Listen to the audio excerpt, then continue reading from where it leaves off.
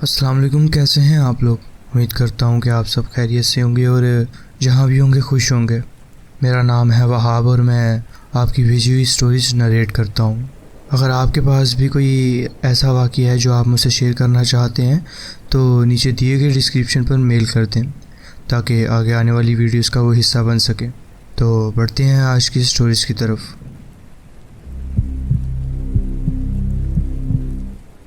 अस्सलाम वालेकुम। ये कहानी मेरी और मेरी सबसे करीबी दोस्त की है। एक ऐसी याद जो 2011 की गर्मियों के दिनों में हमारे जहनों में हमेशा के लिए बस गई। आज भी जब हम मिलते हैं तो वो लम्हा हमेशा किसी न किसी बात में दोबारा ज़िंदा हो जाता है। शायद इसलिए मैं इस वाक़ये को लिख रही हूँ, आपके साथ शेयर कर रही हूँ, ताकि ये सिर्फ़ एक याद ना रहे बल्कि एक मिसाल बन जाए उन लम्हों की जो इंसान को हैरान करके छोड़ देते हैं। मैं उन लोगों में से हूँ जो हर चीज़ के पीछे वजह ढूंढते हैं, कुछ लॉजिकल, कुछ साइंटिफिकली समझने लायक। लेकिन ज़िंदगी में कुछ पल ऐसे भी होते हैं जो इन तमाम थ्योरीज़ का सामना करते हुए भी समझे नहीं जाते। उस दिन का मंज़र मुझे आज एकदम ताज़ा याद है। मौसम खुश्क और गर्म था, हवा तक का असर कम था, जैसे पूरा माहौल किसी सुकून में डूबा हो। मेरी दोस्त उस वक्त मेरे घर रुकने आई हुई थी। हम दोनों मेरे कमरे में थे, एक ऐसा कमरा जहां हम स्कूल की बातें, फ्यूचर के सपने डिस्कस करते थे। हम दोनों मेरे डेस्क के पास कुर्सियों पे बैठी थी। इंटरनेट पे रैंडम चीज़ें देख रहे थे हम, शायद किसी एक्टर की प्रोफाइल पे थे या फिर फ़नी वीडियोस देख रहे थे।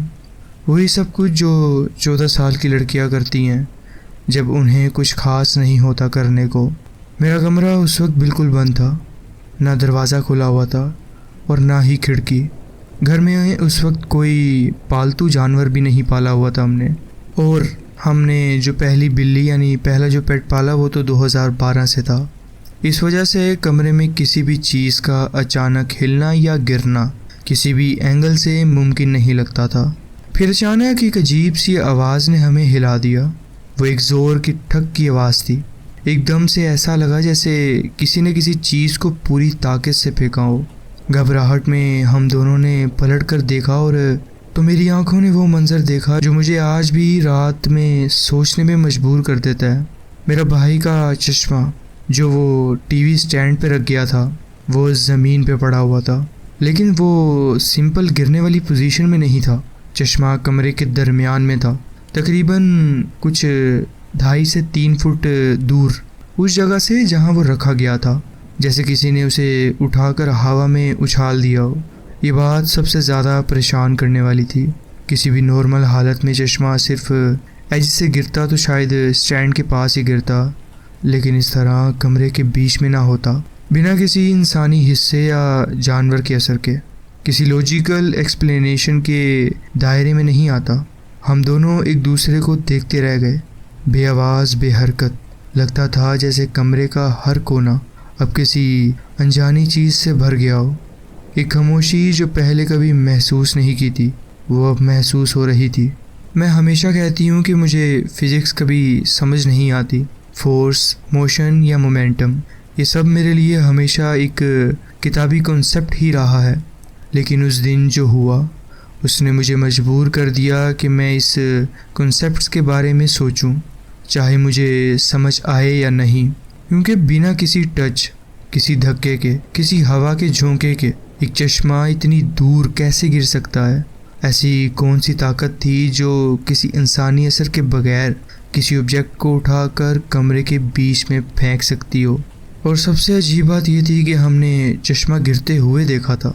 सिर्फ एक अचानक ज़ोर से ठक की आवाज़ आई और जब हमने पलट कर देखा तो चश्मा ज़मीन पर गिर गया, और वो भी उस जगह पे नहीं जहाँ से गिरना पॉसिबल हो। ये कोई मामूली वाक़या नहीं था, लेकिन इसमें कुछ ऐसा रैंडमनेस था जो समझना मुश्किल हो गया था। इतनी सी चीज़, लेकिन असर दिल और दिमाग पे गहरा था इसका। हम दोनों, मैं और मेरी दोस्त, एकदम चीखने लगे। आवाज़ इतनी अचानक और ज़्यादा थी कि एक पल को दिल बंद होने को महसूस होता था। घबराहट में मैं भाग के अम्मी के पास गई, उनको सब बताया, लेकिन जैसे पेरेंट्स होते हैं, उन्होंने शायद सोचा कि हम कोई मजाक कर रहे हैं या हम बोर हो रहे थे तो उनके साथ कोई ड्रामा कर रहे हैं। उनकी आंखों में सिर्फ थकावट थी, कोई टेंशन नहीं। लेकिन मेरे लिए वो एक छोटी सी बात मेरे दिलो दिमाग में आ गई थी। वो एक रैंडम सा वाक़या, मगर उसमें कोई छुपा हुआ सवाल था। ऐसा सवाल जिसका जवाब ना उस वक्त मिला ना अब मिलता है। और मुझे सबसे ज़्यादा तसल्ली सिर्फ एक चीज़ से मिलती है, मेरी दोस्त। क्योंकि मैं जानती हूँ अगर मैं अकेली होती तो शायद लोग कहते कि मुझे कोई वहम हुआ है, लेकिन उसने भी वही देखा, उसने भी वही महसूस किया। और आज भी कभी कभी जब हम पुरानी बातें याद करते हैं तो मैं सिर्फ इसलिए ये बात छेड़ देती हूँ ताकि ख़ुद को यकीन दिला सकूँ कि मैं पागल नहीं हूँ। वो हर बार कहती है, हाँ सब कुछ वैसे ही हुआ था। उसकी ये बात मुझे हमेशा के लिए एक तसल्ली देती है। मैं जिन या भूत वगैरह पर इतना यकीन नहीं रखती, ना मैं उन लोगों में से हूँ जो हर अजीब चीज़ को पैरानॉर्मल कहकर टाल देते हैं। लेकिन एक बात मैं ज़रूर कहना चाहती हूँ, जो घर में हम रहते थे वो कोई मामूली जगह नहीं थी। 1950s में बना हुआ वो घर मेरे परनाना का था।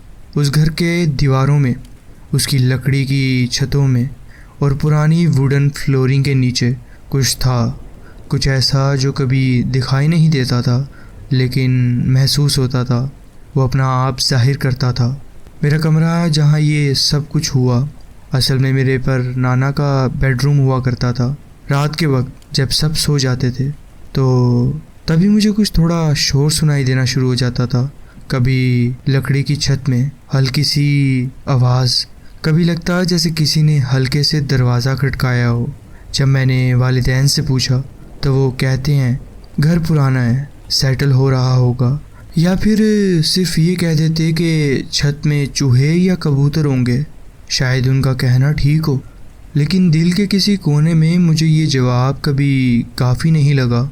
और फिर वो सबसे अजीब, सबसे डरावनी बात जो मैंने कभी किसी को शेयर नहीं की। मैं अक्सर महसूस करती थी कि कोई मुझे देख रहा है, एक काला साया, एक ऐसी प्रेजेंस जो हर रात मेरे आसपास होती थी। कभी कभी मुझे लगता था जैसे मेरे कमरे के दरवाजे के पास कोई खड़ा है, लेकिन जब देखती तो कुछ नहीं होता। मगर एक दिन मुझे क्लियरली नज़र आया। वो एक इंसान जैसा था, लेकिन इंसान नहीं लगता था। उसकी सिर्फ जिस्मानी हालत ही इंसानों जैसी थी। उसने काले रंग का चुग्गा पहना हुआ था, लंबा सा। उसका चेहरा नहीं दिखा, जैसे अंधेरे में छुप गया हो। वो मुझसे कुछ दूर था, लेकिन उसकी मौजूदगी इतनी गहरी थी कि मेरी सांस रुक गई। मैं हिल भी नहीं पा रही थी। मुझे बस इतना याद है कि वो मुझे सिर्फ देख नहीं रहा था, वो मुझे फॉलो करता है। वो हर रात मेरे आसपास ही होता है और आज भी मैं उसी घर में रहती हूँ और ऐसे ही वाक़यात मेरे साथ पेश आते हैं। ये था एक मेरा वाक़या जो मैं आपके साथ शेयर करना चाहती थी। जी बहुत बहुत शुक्रिया, आपने अपनी कहानी हमारे साथ शेयर की। बढ़ते हैं अपनी नेक्स्ट स्टोरी की तरफ। अस्सलाम वालेकुम, मेरा नाम अरसलान है। ये वाक़या लगभग 1 महीने पहले का है और इसकी याद अब तक मेरे जहन में ताज़ा है। उस वक्त मुझे लगा था कि ये सिर्फ़ एक छोटी सी बात है, एक ऐसी चीज़ जिसे रोज़मर्रा की जज्बाती डायरों में दफन कर देना चाहिए। लेकिन जैसे जैसे वक्त गुज़रता गया मुझे लगने लगा कि शायद ये वाक़या इतना सीधा नहीं था जितना मैं उस वक्त समझ रहा था। अजीब बात यह है कि मुझे लगता है कि जिस वजह से मैंने इसे लिखने का इरादा छोड़ दिया था वो शायद मेरी अपनी सोच नहीं थी, जैसे किसी ने मेरे दिमाग पर असर डाला हो, मेरी मर्ज़ी को किसी और ने ढूंढ लिया हो। ऐसा असर जो बेइख्तियार था मगर गहरा। ये सब कुछ उस दिन शुरू हुआ जब मैंने घर के पिछले लॉन में सफाई करते हुए एक छोटी सी पुरानी और जर्द प्लास्टिक के डब्बे को उठाया। वो लॉन अक्सर तन्हा रहता था, कुछ पुरानी चीज़ें और पत्थर के टुकड़े वहाँ बिखरे रहते थे। जब मैं झुककर उस डब्बे को साफ़ कर रहा था मेरी नज़र एक अजीब सी हरकत पर पड़ी। सामने कुछ था, कुछ जो इंसानी शक्ल में था लेकिन इंसान नहीं लग रहा था।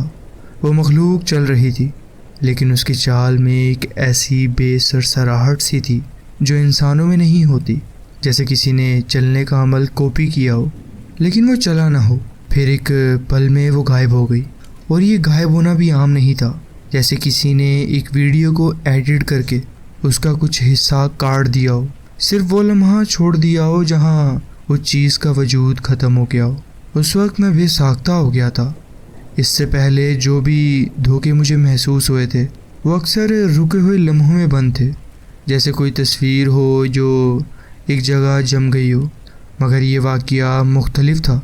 ये कोई थमा हुआ मंज़र नहीं था, ये एक चलती हुई फिल्म थी।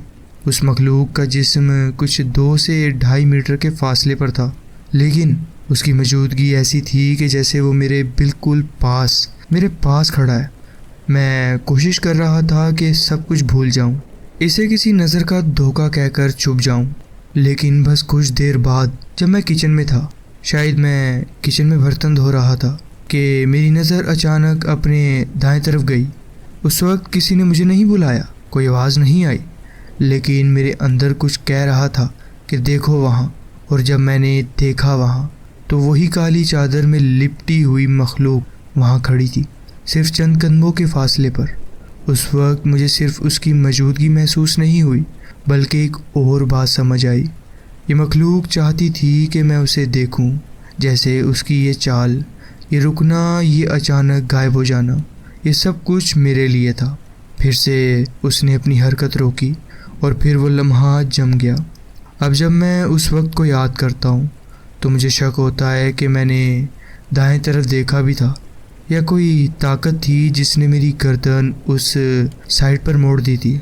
शायद ये याद असली नहीं, किसी डर के जहर से बनी हुई तस्वीर हो मेरी। मुझे ये समझने के लिए किसी से बात करनी है, किसी ऐसे शख्स से जो यादों, इल्यूजन और जज्बाती असरात को समझ सके। वो मखलूक जब मैंने उसे दूसरी बार देखा तो सिर्फ चंद फुट दूर थी। 3 से 5 फुट का फासला था तकरीबन उसके और मेरे दरमियान, और हमारे दरमियान सिर्फ हवा थी। लेकिन वो हवा इतनी बोझल थी जैसे वहाँ कोई और दुनिया समेट ली गई हो। मैंने जब ये सब कुछ अपने घर वालों को बताया तो उन्होंने पहले तो मेरी बात ध्यान से सुनी, लेकिन फिर मुस्करा कर कह दिया कि ऐसी चीज़ों पर ज़्यादा तवज्जो मत दो। उनका कहना था कि अगर तुम उस मखलूक को नज़रअंदाज कर दो तो ये सब कुछ खुद ही ख़त्म हो जाएगा। उनका लहजा ऐसा था जैसे वो चाहते हों कि मैं इस बात को भूल जाऊं, लेकिन शायद उनकी मुस्कुराहट के पीछे भी एक खौफ छुपा हुआ था जिसे वो मेरे सामने जाहिर नहीं कर रहे थे। शायद वो भी कुछ महसूस कर चुके थे, लेकिन उनका तरीका था कि हर दफ़ा को छुपा कर रहना बेहतर होगा। मुझे याद है उस दिन मैंने दरवाज़ा खोल दिया था। घर का माहौल कुछ वक्त के लिए नरम हो गया था, जैसे मैं किसी इंतज़ार में हूँ कि शायद वो मखलूक वापस आए या कुछ कह कर चली जाए। मेरे अंदर एक अजीब सी खामोशी थी। एक हिस्सा चाहता था कि मैं इस वाक़ये को लिख दूँ, सब कुछ साफ साफ अल्फाजों में बयान कर दूँ, और दूसरा हिस्सा मुझे बार बार रोक रहा था।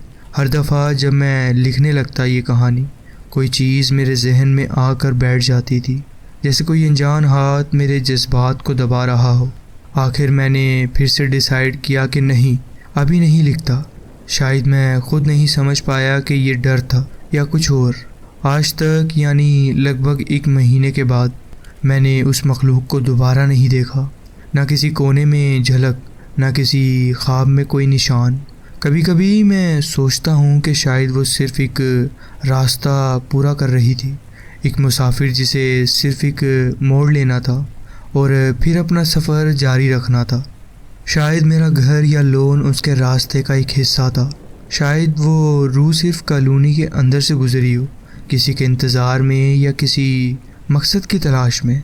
लेकिन उस वक्त मैंने जो महसूस किया था वो सिर्फ ये नहीं था कि वो मखलूक दूर से गुज़र रही है। मुझे उस वक्त ऐसा लगा जैसे वो मेरे कमरे में भी आ सकती है, कि अगर मैं कुछ बोलता या कोई हरकत करता तो शायद मैं उसकी तवज्जो का मरकज़ बन जाता। वो ख़याल मेरे लिए काफ़ी था कि मैं अंदर से कांप उठा, लेकिन ऐसा कुछ नहीं हुआ। मैं महफूज था, या शायद इसलिए महफूज था कि मैं चुप रहा। मैंने उस चीज़ को नज़रअंदाज कर दिया। मैं ये बात भी साफ कहना चाहता हूँ कि मुझे कभी किसी जहनी बीमारी का तजुर्बा नहीं हुआ। या शायद ये मेरी सबसे बड़ी गलती है, क्योंकि मैं जानता हूँ कि मैं कुछ अरसे से अंदरूनी तौर पर एक अजीब सी उलझन का शिकार हूँ। मैंने अपने आप को किसी साइकियाट्रिस्ट या डॉक्टर को नहीं दिखाया। शायद मैं डरता हूँ कि कहीं डायग्नोसिस मिल गया तो लोग मेरी हर बात को बेवजह समझने लगेंगे। और सबसे बड़ी बात, मैं इस वाक़ये को किसी भी पुरानी टेंशन या किसी स्ट्रेस से नहीं जोड़ सकता। मेरी ज़िंदगी में कई मुश्किल वक्त गुजरे हैं, लेकिन उन सब में कभी इस तरह की सूरत हाल नहीं पैदा हुई। ये वाक़या उन सब से बिल्कुल अलग था, जैसे किसी दूसरी दुनिया का एक पल हो जो इस दुनिया में दाखिल हो गया हो मेरे लिए। अगर कोई ये कहता है कि ये सब कुछ सिर्फ मेरा वहम था, सिर्फ एक हेलुसिनेशन थी, तो मैं ये समझना चाहता हूँ कि आखिर हेलुसिनेशन और पैरानॉर्मल एक्सपीरियंस में फ़र्क क्या है। किस पहचान के ज़रिए एक शख्स समझ सकता है कि उसने जो देखा वो सिर्फ ज़हनी ख्याल था या कुछ ऐसा जो इंसानी शऊर से बाहर है। और सबसे इम्पोर्टेंट बात, क्या ये फ़र्क समझना सिर्फ डॉक्टर्स के लिए है या मैं भी खुद अपने तजुर्बे के अंदाज़े लगा सकता हूँ, बिना किसी महंगी दवाई के, बिना किसी हॉस्पिटल में एडमिट हुए। मैं सिर्फ इतना कहना चाहता हूँ कि मैंने इस वाक़ये का आखिरी हिस्सा अब तक याद रखा हुआ है।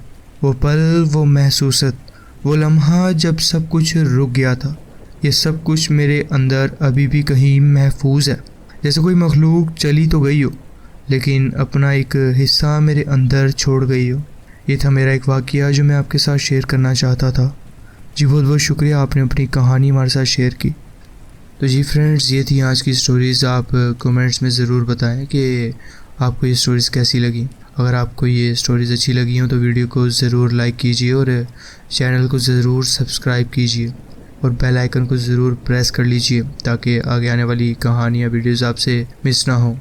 अपना ख्याल रखें और मिलते हैं नेक्स्ट वीडियो में। अल्लाह हाफिज़।